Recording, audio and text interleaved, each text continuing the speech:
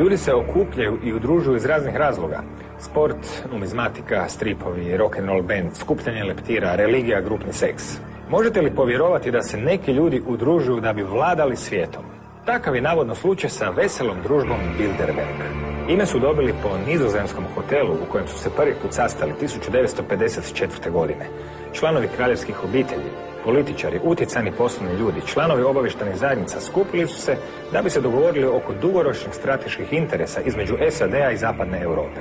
Tako je počela tradicija održavanja godišnjih konferencija. Svake godine skupina se sastaje u nekom drugom gradu, a uporni novinar Daniel Estulin posljednjih 15 godina proveo razotkrivajući tajne sastanke skupine Bilderberg.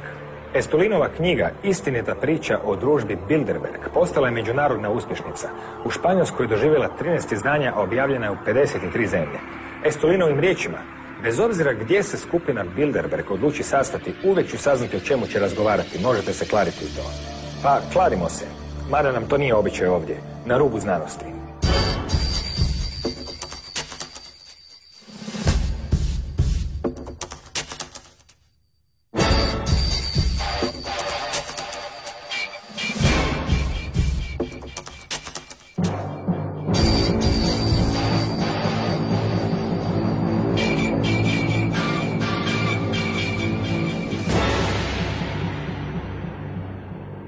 Pozdrav svima. Daniel Estulin je istraživački novinar i autor knjige Istinita priča o družbi Bilderberg. Pa čujmo što je u Bilderbergzima iznjedrio u 15 godina istraživanja. Dobar dan. Good evening. Thank you. First of all, thank you very much. It's an honor for me to be on your program. Jeste li istraživački novinar ili ste i nešto više s obzirom na zaleđe koje nam može omogućiti da vidimo na koji način istražujete Bilderberge? Well, in fact, I'm not an investigative journalist. Investigative journalists are journalists. They go to school, they study their art, and then they apply it. My background is in military counterintelligence. Gdje ste radili i u kojoj službi i kada? I've worked for 12 years with the Russian counterintelligence, and I left it about 5 years ago to join this other organization called Meta Groups. It's a group of people in and out of intelligence and counterintelligence services who are actually working together across the world to stop the Bilderbergers and their cohorts from actually exercising their plans. Uprkos tome što su Bilderberzi našli svoj put i do novina i do knjiga, mnogi ljudi još uvijek se prvi put sreću s tim pojmom. Objasnite nam tko ili što je skupina Bilderberg, zašto se zove Bilderberg, od kada postoji pod tim imenom. Well, you know, in the world of international finance, there are those who steer the events and those who react to the events. And while the latter, they're better known, they're greater in numbers, the true power rests with the former. These are the people you never see in the media. And the very center of this a giant global conspiracy sits a group called themselves the Bilderberger Society Organizations or Club. What they are is an aristocracy of purpose between North American and European elites on the best ways to rule the planet. Da li su Bilderberzi tek jedna od grupa koje umreženi kontroliraju svijetom ili su možda oni glavna grupa? Well, actually they're not the main. They're a very important medium, and they are a medium because through them a lot of organizations, especially financial and industry interests, meet to exercise their ideology, and that ideology is not one world government or new world order, as so many people, unfortunately, especially in conspiracy circles, talk about. The ideology of what these people represent is rather one world company limited, where literally one day corporations shall give orders to governments. Koje biste još grupe spomenuli uz Bilderberge kao važne u toj agendi? You can mention, obviously, aside from the Bilderbergers, which are more exclusive because they're the smaller, in numbers of different known societies. Another one is the Council on Foreign Relations, which is an American version of the Bilderberger organization. Then you have the Trilateral Commission. But along with these three better-known organizations, you have such groups as Nine Wise Men, you have the Cincinnati Club, then you have the think tanks, the foundations, the NGOs, the universities, and all of them are working together towards the same goal. Što se 1954. dogodilo i gdje? Što je započelo tradiciju sastanaka grupe Bilderberg? Gdje su se prvi put našli? Well, you see, the Bilderberg organization was founded by this group of people called Synergy International, who were really a Martinist occult secret society. Now, these Martinists, their roots go back to the 1780s, and they were founded as the counterattack to the achievements of the United States American Revolution. And again, it's a medium of bringing together interests of people who share, their common ideology of the world. And that ideology has nothing to do with, nation building. It is rather destruction, wholesale destruction of every nation-state republic on earth with all of its consequences. Koliko članova broji družba Bilderberg danas? Koliko ljudi se okuplja na tim godišnjim sastancima? Well, since 1954, when they met for the first time in Oosterbeek in a hotel called the Bilderberg Hotel, which at the time was owned by the Dutch royal family, the number hasn't really changed. It was 67 at the beginning, and then it grew because the number of nations who participated in Bilderberg conferences grew. And now 120 to 130 people participate annually. Out of these, 1/3 of the delegates are from the United States, and the rest are from Europe.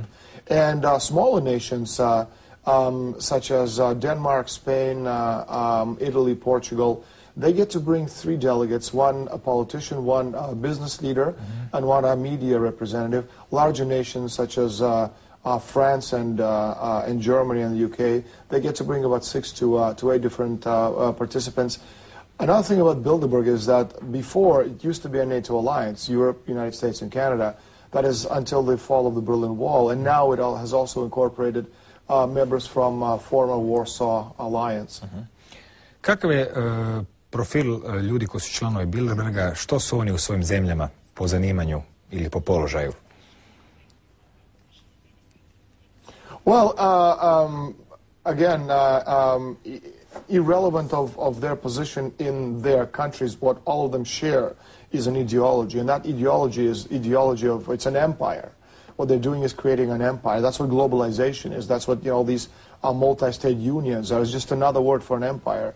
And the empire these people are creating is an empire of money, an empire of usury, an empire which goes against, the very basis of what classical culture has represented for the past 2,500 years. And again, individually, you have people who represent the left and the right and the center and the extreme left and the extreme right, and you have the labor is also represented within the organization. You have the most important business leaders there, multi-billionaires, key politicians, European commissioners.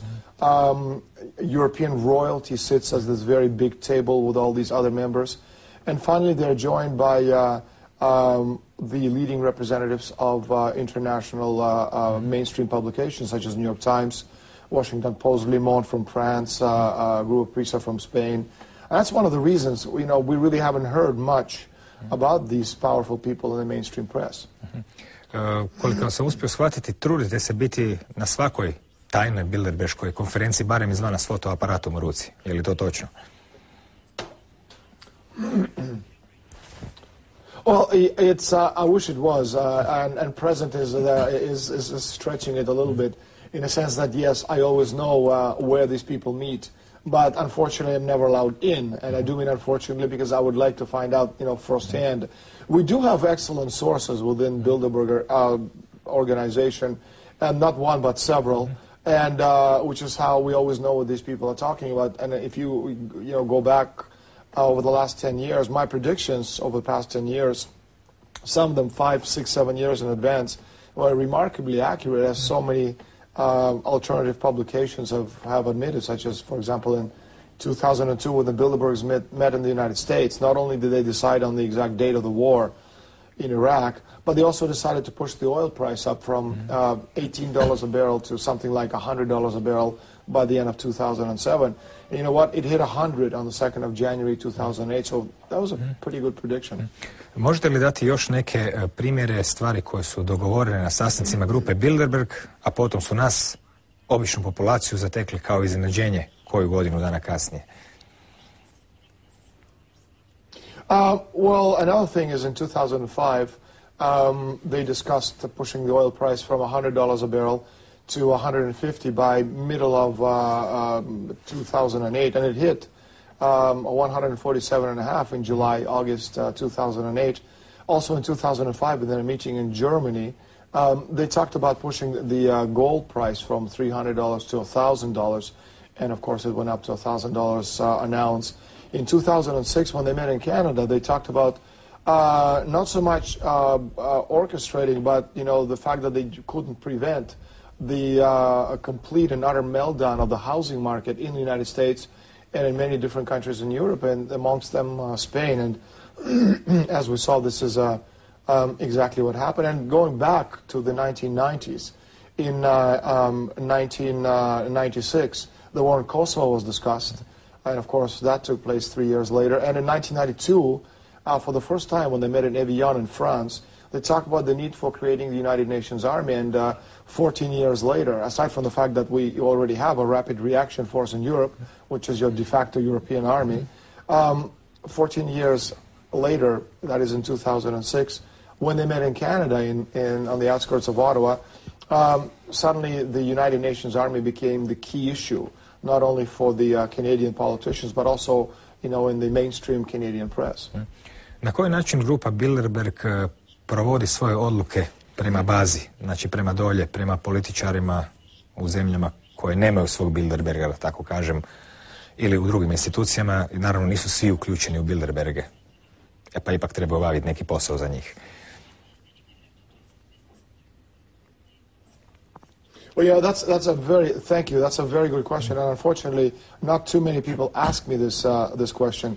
One of the reasons, excuse me, one of the reasons people have a hard time believing in secret societies controlling the world is that there is a Cartesian fantasy world system where they literally believe that one person, a very small group of people, control the world, instead of understanding it as a dynamic social processes against, the historical, especially when you put it in historical context of social political events over the past 1,000 years. So no, there's no one bad guy who tells everybody else what to do. Yes, it's a socio-historical concept.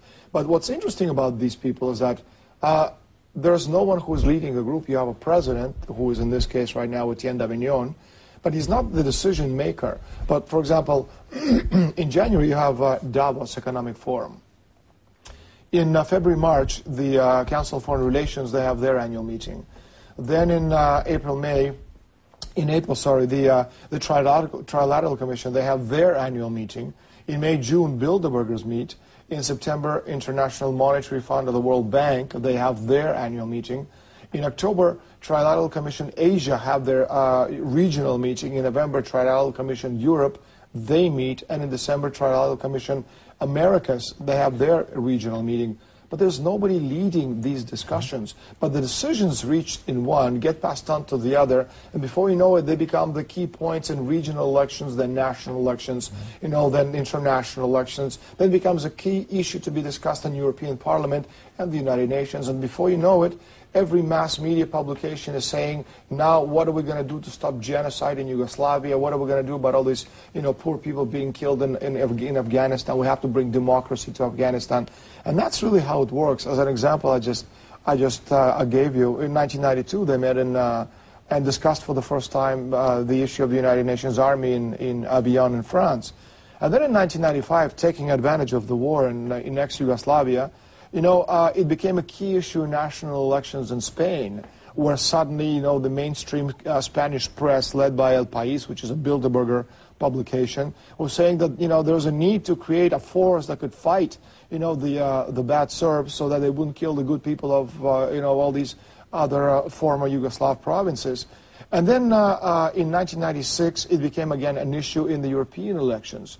In 1998, just when the war was getting underway, 1998-99 in Kosovo, again it became a key issue in elections in France, in England, in Holland, in Denmark, and in Sweden. And then in 2001, BBC, which is the main Bilderberger organ in the world, it had a very important article where they're literally talking about the need to create the rapid reaction force and saying just how necessary that is for the stability of Europe. And then, as I said again, in 2006, Bilderbergers met in Ottawa. And 2 days after the meeting ended, it was on the front page of every Canadian publication controlled, which is obviously mainstream publications controlled by Bilderbergers, where it wasn't Bilderberg, but actually United Nations, according to the publications, who came up with the idea of the need to create the United Nations Army. And again, they take their time, but they certainly understand that it's a long process, especially, again, if you put it in historical context and not just look at it as a conspiracy of Cartesian one-person conspiracy. Može li se reći da je Europska unija projekt Bilderberga? Well, of course, as a matter of fact, not only can we say it, but they themselves have admitted it, so that's no longer in question. They released Etienne Davignon, the president of the Bilderbergers, talked a few months ago about the fact that, yes, the idea for the European Union was first, second, and mostly discussed at Bilderberg conference, and he was very proud of the fact that Bilderberg organization worked together to create what he believes to be such an important group or pan-European Union for world's peace. S obzirom na sve što se od vas može čuti od Bilderbergima, teško je zamisliti da su Europsku uniju zamislili kao demokratski raj, kakvim se predstavlja često puta u medijima, kao nešto bolje od onog što zemlje koje još nisu ušle imaju. Što oni zapravo žele postići Europskom unijom? Kakva je njena struktura? Može li se govoriti o nekakvoj vrsti prikrivene diktature ili čak otvorene, kao što neki tvrde? Well, you just hit right on the right word. Any kind of globalization is an empire, and any kind of an empire is a dictatorship. And theirs is an empire of money. And in the end, their plan hasn't changed at all over the past 1,000 years. What's today called the Bilderberg Group or the Bilderberg Organization or Society, 800 years ago was called the Venetian Black Nobility. And in fact, if you look historically, these are the same families over this very long span of time, and that's why I do mean historically. You can really see how the same families have been working towards the goal of control, and we're seeing it right now. European Union, you have the North American Union being created. African Union is already, ahead of North American Union in their plans. And now you have the Asians gathering together under one roof as well. And again, the plan hasn't changed in all these years or centuries. It is the wholesale destruction of nation-state republics. And that is very important because, you see, nation-states, independent nation-states, have constitutions, flags, currencies, borders, their own monetary systems. And right now, what we have in Europe is we have this pan-European Union where nations are no longer allowed to feed their own citizens. They don't have their own monetary policy. It's controlled by the same people whose idea to destroy every nation state on earth. And obviously, my advice to Croatia is, please, whatever you do, think twice before you decide becoming third-rate citizens in this global dictatorship.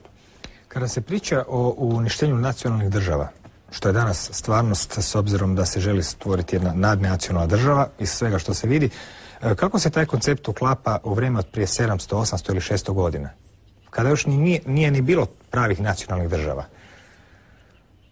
Zbog čega ih je prvo trebalo stvarati da bi ih se potom uništavalo? Well, what we're doing right now, I'm not sure if you're referring to former Yugoslavia, or you're referring to... Ja govorim o jednom srednjovjekovnom svijetu, puno malih kraljevina, bez pravih nacija, kad ljudi čak i nisu svjesni svog nacionalnog identiteta, a države su tek kraljevine i tek će nastati od njih nacionalne države. You see, the idea, the whole concept of nation-state republics was born as a result of a meeting, a council, which was held in 1439, 1440, which was called then the Council of Florence.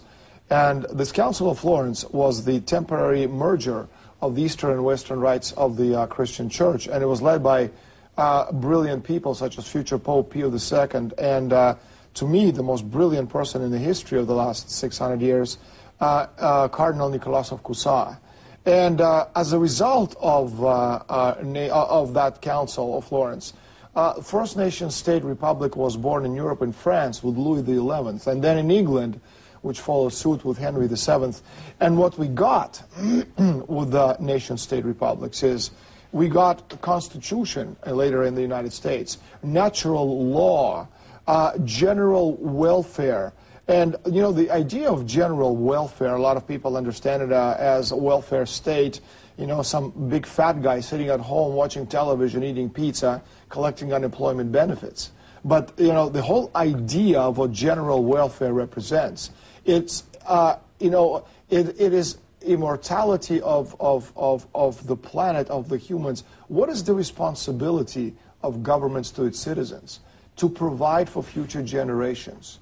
And that is what general welfare means, especially as it's written in the preamble to the Constitution of the United States. And that's what these people have been trying to destroy, you know, the idea of welfare where the states, you know, provide as a higher goal and higher objective for its citizens. And that's what immortality is, you know, assuring the, you know, the survival of the human species. And that's, you know, that's the empire of the soul and of the mind. Of course, the empire of the money, which is what Bilderberg is, they don't need all these people. And another objective reached through nation-state republics is, for the first time in France, because it was an impetus given by the people to the government to continue on the road to scientific developments and progress. And as a result of that, France, back then, began winning square kilometers of space against nature. And that changed, that revolutionized the whole world. We, the people, started growing as people. That's called progress and development. And that has given us wealth. And as Leibniz discovered 200 years ago, progress and development is directly proportional to population density. The more developed we are as nations, the more developed we are as the world, the wealthier we are, the more people live on the planet. And of course, the empire of the money doesn't need all these people. So they need to destroy nation states. They need to destroy, you know, the world economic system, because this is the only way they can drag us back, as you said, you know, to the feudal age where you and I and our children and our children's children worked the land, died, and their children worked the land for a very small group of people who controlled everything else. Kad bi Bilderberzi htjeli vladati svijetom kroz Svjetsku banku, to ne bi bilo ni pola problema. Međutim, u zadnjih 30 godina pojavili su se dokumenti koji pokazuju da je jedan od strateških ciljeva smanjenje populacije, smanjenje broja ljudi na svijetu. Mnogi autori su spominjali neke dokumente iz 70. godina. U kojim dokumentima je, znači, otkrivena namjera ili nekakva misao da bi trebalo smanjiti broj ljudi na svijetu i kako se to uopće danas radi, ako je to istina? Well, you know, before modern last 30 years, as you mentioned, you know, Malthus talked about this in his documents. And before that, beginning in the early 1600s, you know, the Venetians, Conti and Sarpi, they talked about it. In fact, you know, Malthus' theory on population is a plagiarized version of, you know, old Venetian black nobility's documents going back 450 years. In modern time, you know, the most famous document which everybody talks about, is the 1974 study, population study called Memorandum 200. And in this memorandum, they're talking about reducing the world's population from the year 74 to 1974 to the year 2050 by 3 billion people. And it was the document signed by Kissinger and by Richard Nixon on April 24th, 1974. But again, a lot of normal people, when I say normal, I mean a person who goes to work, wakes up in the morning, goes, you know, works 9 to 5, comes home, you know, watches television, reads an occasional book, and watches a football game. That's a normal person. To explain to this normal person the fact that they want to, you know, reduce population from current level of 6.7 billion to 2 billion people, unless you put it in historical concept against the background of history, you know, people will look at you like you're insane. But again, it makes all the sense in the world because, as I said, you know, previously, Leibniz discovered that population density is proportional to growth. So if we prosper as nations, if we prosper as society, not only are we improving the lifestyles of the people, which is what general welfare is about, our obligation as nations, to make sure that we as human race survive, the propagation of the human race, that's what immortality is about. And the empire of the money, they don't want all these people eating up their natural resources. And that's why they need to reduce the world's population, not because it's a whim, but because it's a very historically logical concept, if you look at it from their point of view. Ljudima je, kao što ste rekli, teško prihvatiti ideju da bi neko htio ubiti 4 milijarde ljudi. Međutim, lako je zamisliti nekoga tko je 37. u Njemačkoj ljudima govorio da će postojati tvornice smrti gdje će ljude kamionima i vlakovima dovoditi pod tuševe, ubiti, spaliti i pustiti kroz dimnjak. To bi naravno svima zvučilo fantastično, no to se dogodilo. Kad već spominjemo to, prije 1954. i prije Bilderberga, kakve su bile veze tih ljudi sa onime što se zbivalo u Europi 30. godina i 40-ih? Danas već ima dosta podataka koji pokazuju da je glavni šef CIA bio pobornik nacizma, da su naciste financirali američki industrijalci, ljubitelji eugenike i slično, čak i neki preci današnjih predsjednika. Kakvu je ulogu ova ista struktura ljudi imala u tom najmračnijem evropskom razdoblju? Jesu li zadovoljni svojim postignućem? I don't know. I don't think they're satisfied. They're certainly not, unhappy.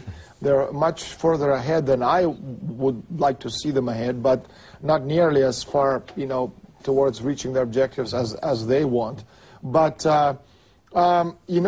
again, if you look at it historically, what's today called Bilderbergers, back in the 1920s, they were the Synarchy movement of empires. And the Synarchy movement of empires, it was an organization led by Nazis who created banks such as Bank Worms in France, who are the main sponsors of Vichy France and of Hitler. So again, these societies and organizations are very, very old, and their intentions haven't changed. They keep morphing from one form to another, but the final objective is the same. And as far as who some of these individuals are, when we talk about Bilderberg, as I said, it's Bilderberg, and you have Trilateral Commission, and you have Council of Foreign Relations working together. You have different NGOs, you have foundations, think tanks. Well, two of the principal foundations, going back historically, who played such an important role in what you were describing back in the 1930s in Nazi Germany, were the Alfred P. Sloan and the Sage Foundation.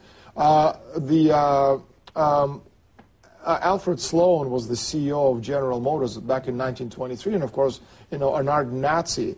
And both of these organizations, they created the Liberty League in the United States, who in the 1930s tried to depose Franklin Delano Roosevelt, the man who has done so much, for America, the last great president in the United States history. And ironically enough, again, merging the past and the future and the present into one, the same characters who today are the hardcore nucleus of Barack Obama's administration, you have Larry Summers and Peter Orsgaard and Sus Sunstein, all of these people, they all, come out of the Alfred P. Sloan and Sage Foundation, which is a roundtable kind of organization. And all of these people are what they call themselves behavioral economists, which two words, you have to be, insane or on drugs to actually put behavioral and economists together until you understand that what they're doing today is exactly the same kind of, morphing of evil principles back in the 30s of using economy, using behavior, of people to control economic processes. Opisali ste kako to danas rade američki predsjednici, no malo prije ste rekli da je Franklin Delano Roosevelt bio zadnji veliki predsjednik. Nije li on zapravo bio dio tog istog plana s obzirom da je bio upleten i u rješenja takozvane velike depresije, još jedne namjerno stvorene krize? Potom je također imao sklonosti prema ulasku Amerike u rat i slično. Pa mi se čini da on dosta bio, kako bi se to reklo starim jezikom, na liniji tog plana. Što ga čini tako posebnim u odnosu na druge predsjednike? Well, you're absolutely right. The Great Depression wasn't all that great and wasn't really a depression. It was simply a transfer of wealth. And it's something that a lot of people don't understand about how money works. It's not like water where it evaporates and disappears. Money goes from point A to point B. So in the case of Great Depression, somebody lost and somebody gained. When I talk about Roosevelt being a great president, Franklin Delano Roosevelt, I mean, not Teddy Roosevelt. I'm not talking about every one of his actions was an action for the betterment of humanity. I also put it in terms of historical concept where certain decisions were made, and I'm not making excuses for him because, as a matter of fact, I have never voted in my entire life, and I would never do it for anybody ever, here or anywhere else. But, when you put it in historical concept, once he became president, he did some wonderful things for America, such as, again, going back to the idea of national banks, and to the physical economy, which actually gave growth to the United States, which has been destroyed right now, not only in the United States, but everywhere else, which is one of the reasons why society is in such a bad state as it is. And of course, Roosevelt was behind all the information as far as Pearl Harbor is concerned. So again, there's no denying that the man is he's not a saint. But again, you have to put, I think we have to put all that in political context. You have to navigate some pretty treacherous water. And there are certain things you have to do which you certainly don't agree with, and there are certain other things you could do.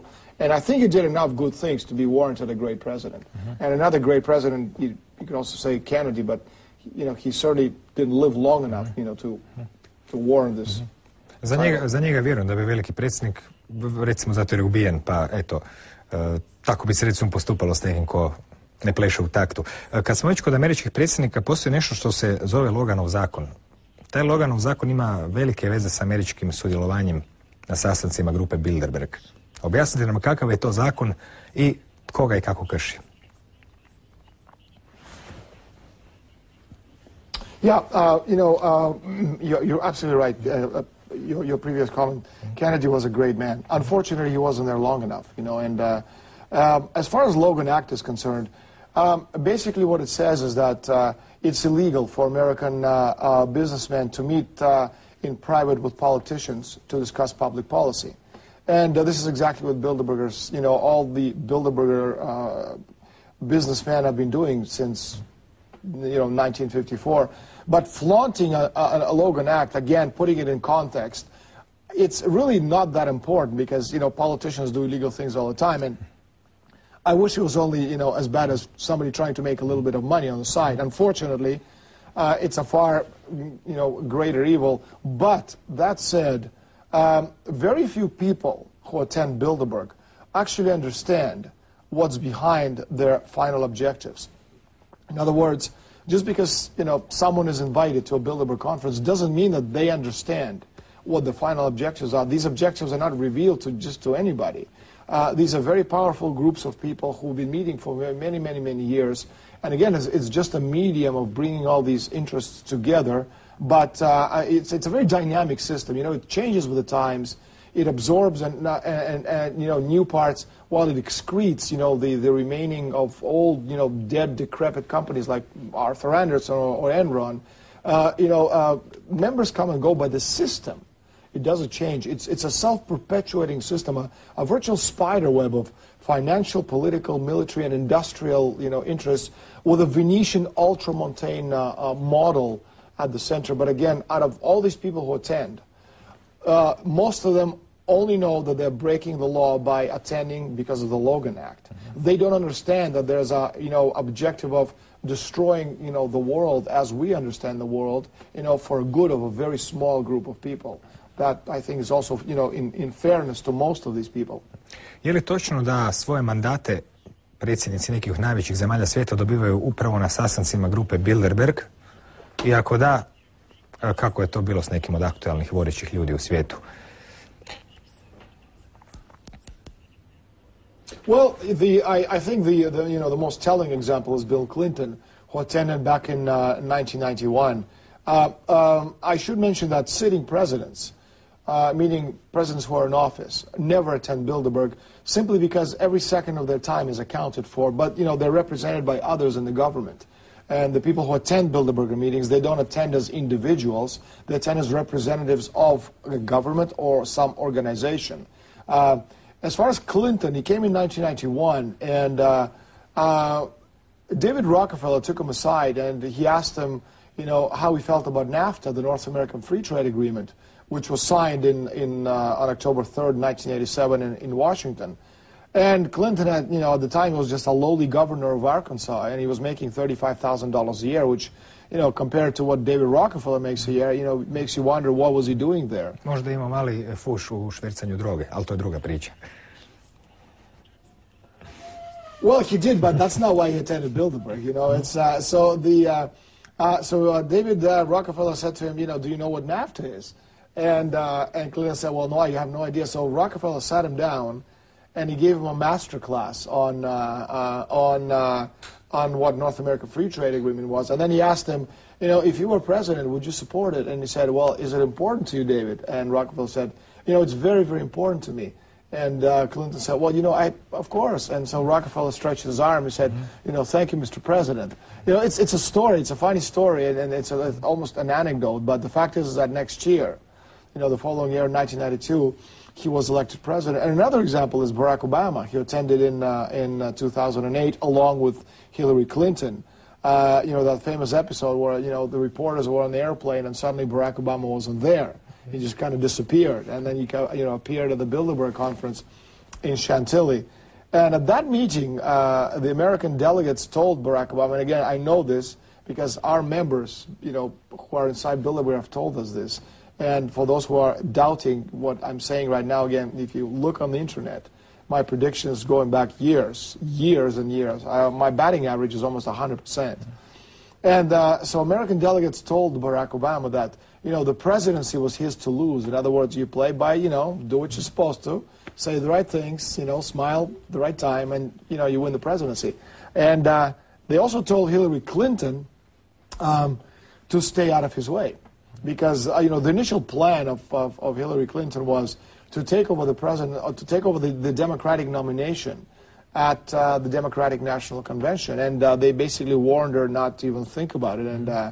And so when, after the Democratic National Convention, so many Hillary Clinton supporters were so disappointed because they absolutely were sure that she was going to try to, take it away from him. But she couldn't because there was just, the Bilderbergers have too much dirt on Hillary Clinton. Koji su europski predsjednici dobili svoje poslove na sastancima grupe Bilderberg? Well, it's not such a clear-cut case as in the case of Bill Clinton or Barack Obama. Tony Blair attended, and then several years later he became Prime Minister of England, and Jose Socrates from Portugal attended, and then a year and a half later became, the leader of Portugal. But Angela Merkel. That's true. The case with Merkel is different in a sense that, as a matter of fact, I was it was published in Nexus magazine, and I was the only person in the world.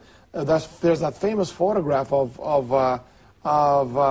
Chancellor Gerhard Schroeder entering the Bilderberg conference in Rotterdam in Germany in 2005, which I took from about a kilometer away with a very long lens, and he's shaking hands with Jürgen Tremp, the CEO of Daimler Chrysler. And then there's another photograph where Merkel is coming in as well.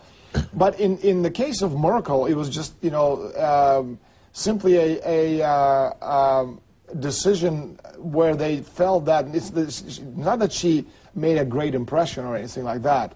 They just felt that Schroeder was all used up, and they just needed a change, and they all decided to get their people to promote Merkel, and they at the meeting they were talking about how to get her very boring, because she's boring, she's like a rag, and trying to get this rag to actually look appetizing.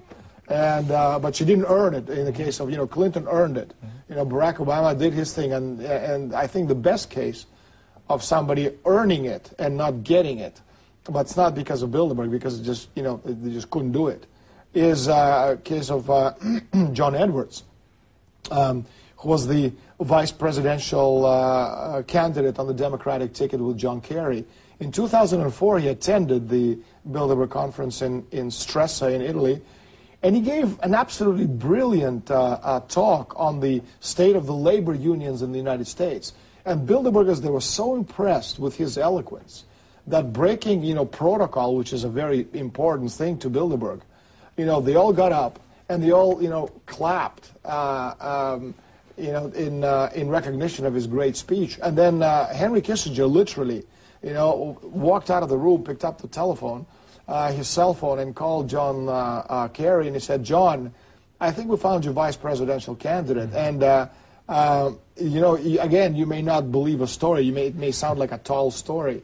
But the fact is that when my photographs of John Edwards appeared in the alternative press in the United States, New York Times immediately published an article on page 12 of their edition recognizing and admitting that, well, might John Edwards, being selected, chosen because of, a great performance. And, of course, they made it look like, he was a great leader. But in fact, they just had to diffuse the situation and because of, my coverage of their conference.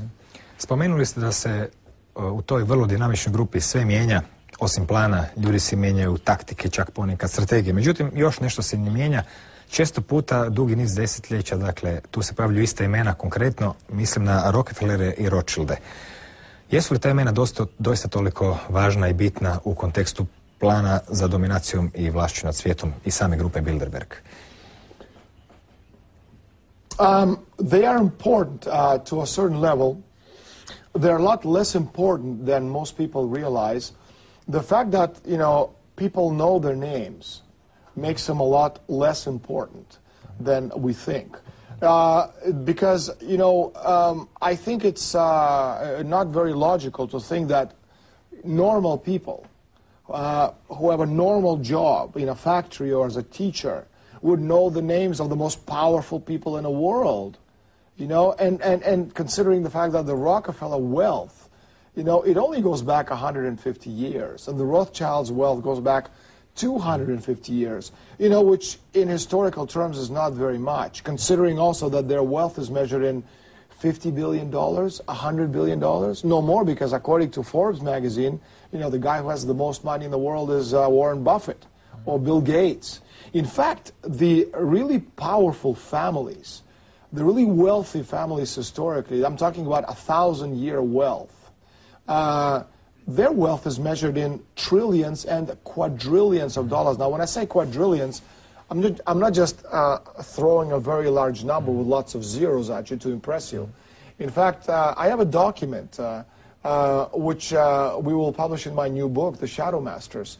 And it's an extract of a bank account from Baron Krupp, K-R-U-P-P. These are, 19th century German industrialists and arms merchants. Well, this one bank extract has $112 trillion. Considering that you and I have more than one bank account, we may only have $10 in the bank account, but we have more than one. I would think that, the Krupps would also have more than one, and if one account has $112 trillion, you can only imagine how much money these people have. And as far as the names are concerned, I discovered, after spending 2.5 years researching in the National Library in Florence, which is one of the most important centers in the world for old research, that the two of the more, not the most, but two of the more powerful families in the world are, one of the Savoys. Most people may know the name because of the Hotel Savoy, but another name, and this is a name that I think very few people who are not initiated would know, is the Frescobaldi. And their wealth is measured in hundreds of quadrillions of dollars. And when I say it again, I don't just throw a number at you. Pretpostavljam da ni engleska kraljevska obitelj nije među najsiromašnijima. Well, in fact, the Queen of England is out of the better-known people to the general population. She is far wealthier than the Rockefellers and the Rothschilds. And although periodically we hear that the Queen has $3 billion, in fact, that I think she probably has $3 billion, in her purse. In coins. in coins, exactly, because again, the Queen of England, Elizabeth II, her roots are German, but her roots are also Venetian because, as I have discovered, she goes back to the very, very powerful Venetian black nobility family of Marquess de Este de Venezia. And these are the nobles, whose roots go back again about 800 years. So you can say that, she is certainly today the most powerful woman person in the world, and certainly the wealthiest out of the known individuals. To je dugo vremena za štednju. Sve ove detalje i puno više njih, naravno, pišete u svojoj knjizi Istinita priča o družbi Bilderberg. Spomenuli ste malo prije sklonost protokolima i važnost protokola kod Bilderberga. Imaju li ta tajna društva poput Bilderberga svoju okultnu stranu? Znači, neku koja je sklona ritualima, mističnom pogledu na svijet i slično? Well, as I said, the most important of these organizations within Bilderberg and their roots is a Martinist occult secret society, which is going back to the 1780s. That's probably the most important occult society. I don't know what their rituals are, but again, we can trace Bilderberg back to the, Martinist cult. We can trace it back to the Venetian black nobility about 800 years ago. But we can also trace it back all the way, to the oracles of Delphi. It's the same people. This fight really hasn't changed in the last 2,500 years. Možemo li ići do Egipta, Sumera? Well, absolutely. That's exactly where that's where I was going, all the way back to the ancient Egypt, because their rituals are the same. Their ideals are the same. Their vision of things is the same. And you can take any one of the organizations you want within Bilderberg, and they all function on the same ancient principles. And it's a very old fight spanning 2,500 years at least, going back to the Plato and Socrates on the one hand, and Aristotle on the other, and going all the way to the present. So it's a very old fight, and I think I think they've been going at it for such a long time, and unfortunately they're so close, to reaching their goals. But we're not exactly without resources, we the people. Evo za kraj, neću vas pitati gdje se odvijalo nekoliko zadnjih sastanaka grupe Bilderberg, što sigurno znate, niti gdje će se nekoliko budućih odvijati, što možda znate, možda ne, nego bi pitanje bilo ono što ste na početku i rekli. Koji bi bio u konačnici krajnji cilj grupe Bilderberg? Postoji li trenutak u kojem bi oni bili zadovoljni i rekli, evo, postigli smo svoj cilj, sad možemo konačno se nakon 4000 godina opustiti, uživati, popit piće bez straha da će nas mase svrgnuti ili nešto? Čini mi se ta sklonost prema moći pomalo iracionalna, pa me zanima, postoji li tu uopće zaista krajnji cilj kada će sve biti gotovo?